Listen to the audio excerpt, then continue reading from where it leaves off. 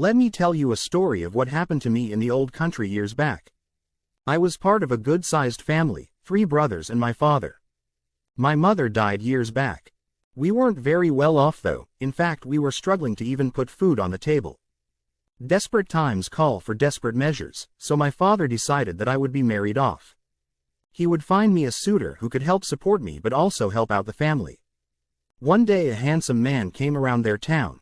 He was someone new that no one had ever seen pass through town before.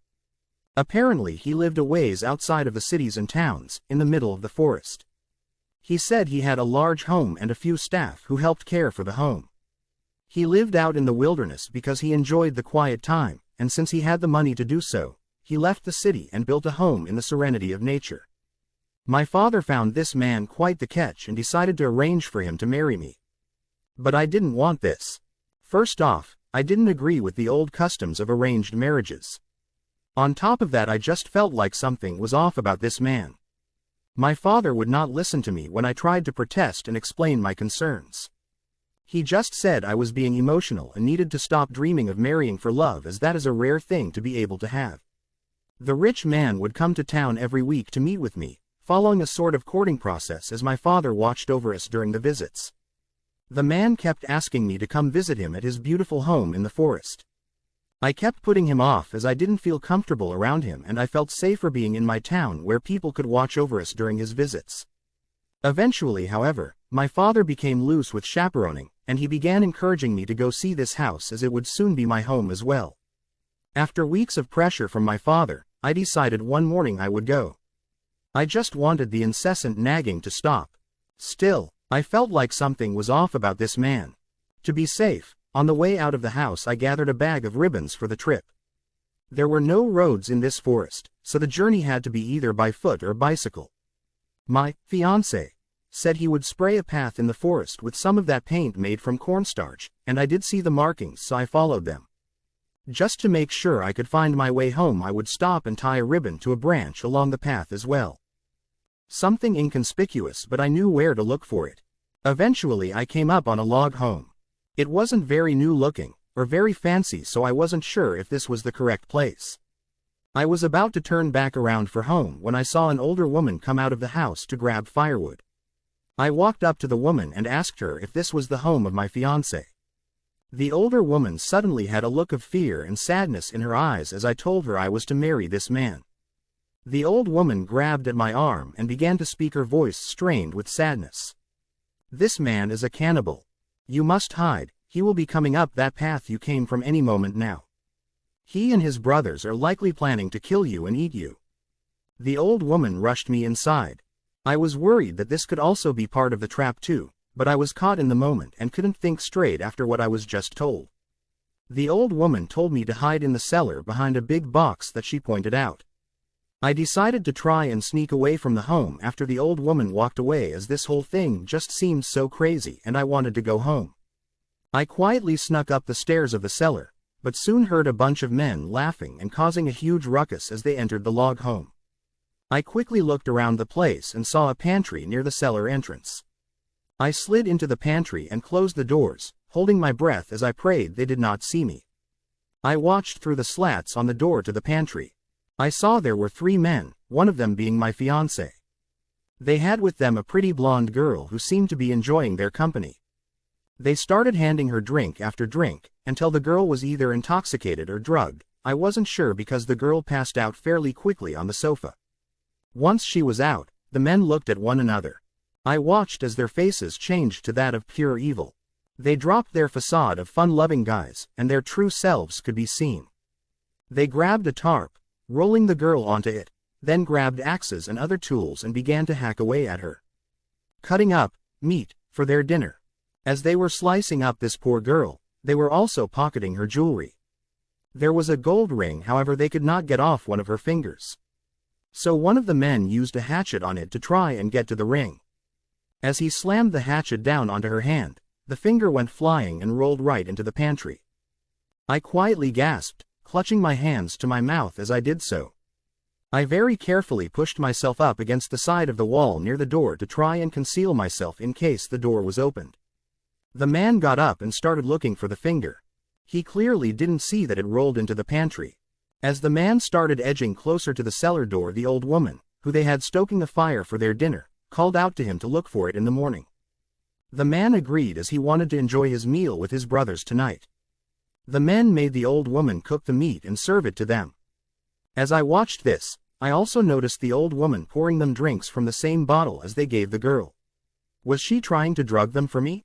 I asked myself. The old woman did not eat or drink anything. I was getting the impression that this woman was a prisoner of theirs they were using to serve them.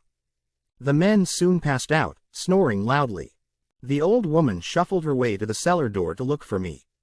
I stepped out of the pantry instead, almost causing the old woman to scream of surprise. The old woman held a finger to her lips and waved her hand, signaling me to move quietly. We both slowly maneuvered our way out of the kitchen. This home was not very large, so the men were very close to our feet as we walked to the door. As I got to the door, of course I tripped on one of the boots strewn about. It made a bit of noise and I stood there frozen in fear. One of the men grumbled and began to move. I thought I was caught. But luckily there was a sudden crash of thunder outside. The man seemed to decide in his sleepy, possibly drugged state that it was just the rain, and he laid back down. The old woman helped me out the door.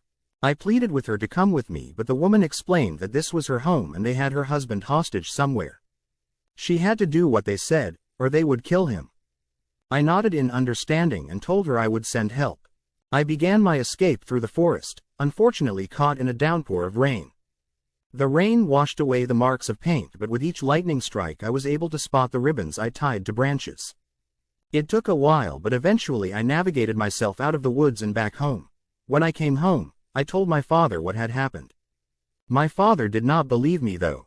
He said I was telling tall tales because I didn't want to be in an arranged marriage. I pleaded for him to believe me, but he dismissed the conversation and walked away. What I didn't know at the time, one of my brothers overheard the conversation. He thought it was such a strange story to make up, and he decided he would go to the authorities after work the next day. I fell asleep for maybe a couple of hours before hearing someone knocking at our door. I heard my father answer it, and then my blood ran cold as I heard the voice of my fiancé. He was speaking in his fake pleasant tone. I listened in for a moment, worried he knew what I witnessed last night. Thankfully, it seemed like he was just there to visit and try and encourage the wedding to happen today. My father came and got me from my room. I begged and insisted that I wanted my father to stay with us today during this visit. I convinced him that he should come with us to help plan the wedding.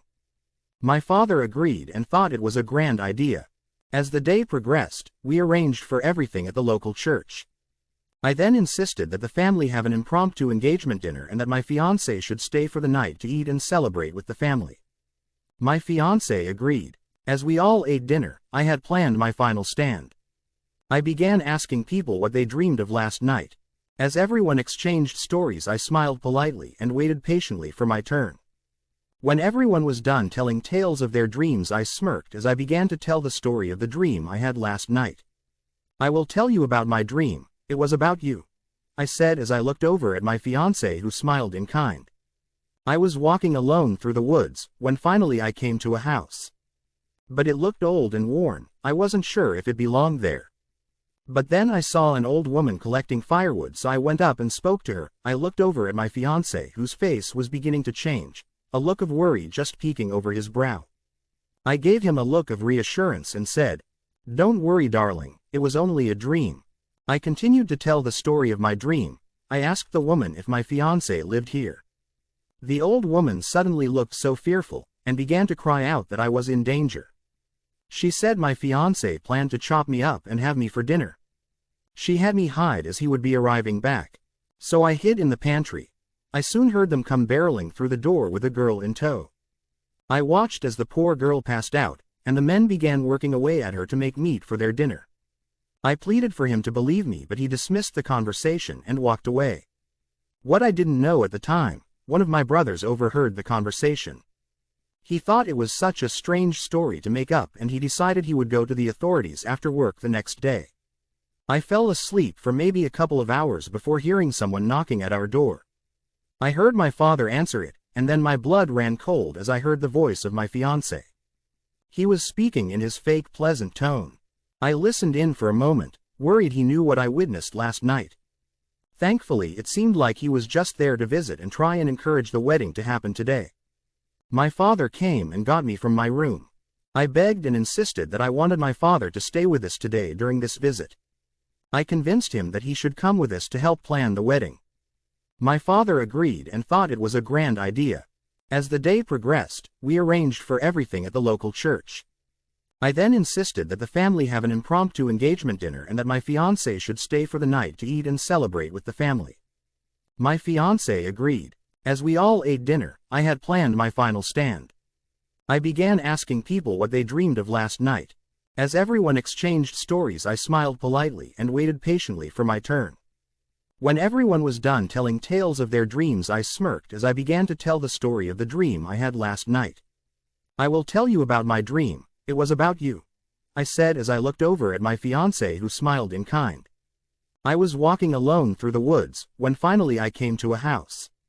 But it looked old and worn. I wasn't sure if it belonged there.